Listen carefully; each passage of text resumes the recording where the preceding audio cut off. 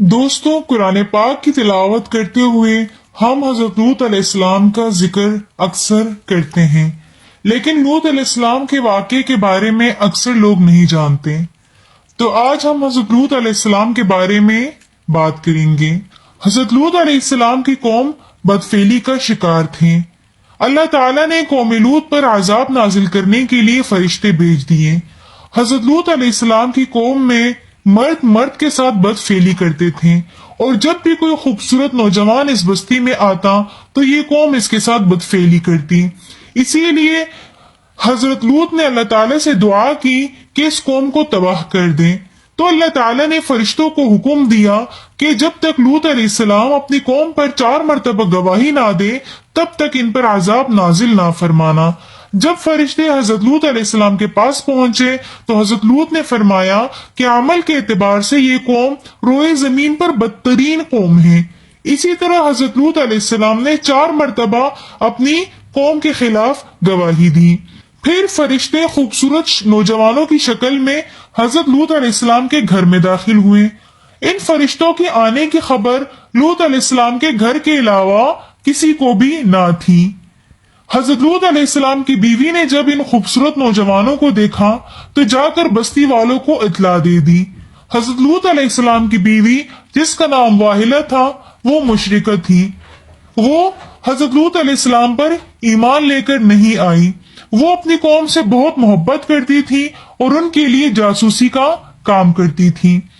हजरत लूत अलैहिस्सलाम की बीवी ने जब अपनी कौम को उन नौजवानों के बारे में बताया तो बस्ती वाले खुशी से दौड़ते हुए हजरत लूत अलैहिस्सलाम के घर की तरफ आए, बुरे इरादे से। हजरत लूत अलैहिस्सलाम ने इनसे फरमाया कि ये मेरे मेहमान हैं और मेहमान की इज्जत करना लाजिम है। अपनी बदनीयती से मुझे शर्मिंदा ना करना और मेहमान के मामले में अल्लाह से डरो। कौम लूत ने कहा कि ए लूत, क्या हमने तुम्हें पहले ही मना नहीं किया था कि दूसरों के मामले में दखल ना देना? फिर क्यों तुम आज हमारे और इन मेहमानों के दरमियान दखल दे रहे हो? हजरत लूत अलैहिस्सलाम ने फरमाया कि ए मेरी कौम, अल्लाह से डरो और इस काम से बाज आ जाओ। जब हजरत लूत अलैहिस्सलाम को यकीन आ गया कि ये मेरी बात नहीं मानेंगे तो हजरत लूत अलैहिस्सलाम ने निहायत ही हसरत से फरमाया कि काश तुम लोगों के मुकाबले में मेरे पास कोई ताकत होती। हजरत लूत अलैहिस्सलाम ने अपने मकान का दरवाजा अंदर से बंद कर दिया और मुसलसल अंदर से यही कलाम फरमाते। कौम ने इस वक्त इरादा किया कि हम दीवार तोड़कर अंदर जाएंगे।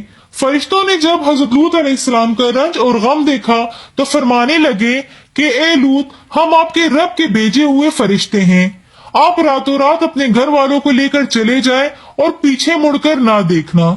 हजरत लूत अलैहिस्सलाम ने जब दरवाजा खोला तो हजरत जिब्राइल अलैहिस्सलाम ने अल्लाह के हुक्म से अपना बाजू कौम लूत के मुंह पर मारा, जिसकी वजह से वो सारे अंधे हो गए और मकान से निकलकर भागने लगे, लेकिन उनको रास्ता नजर नहीं आ रहा था और वो ये कह कर निकले कि हाय, लूत के घर में बहुत बड़े जादूगर आए हैं।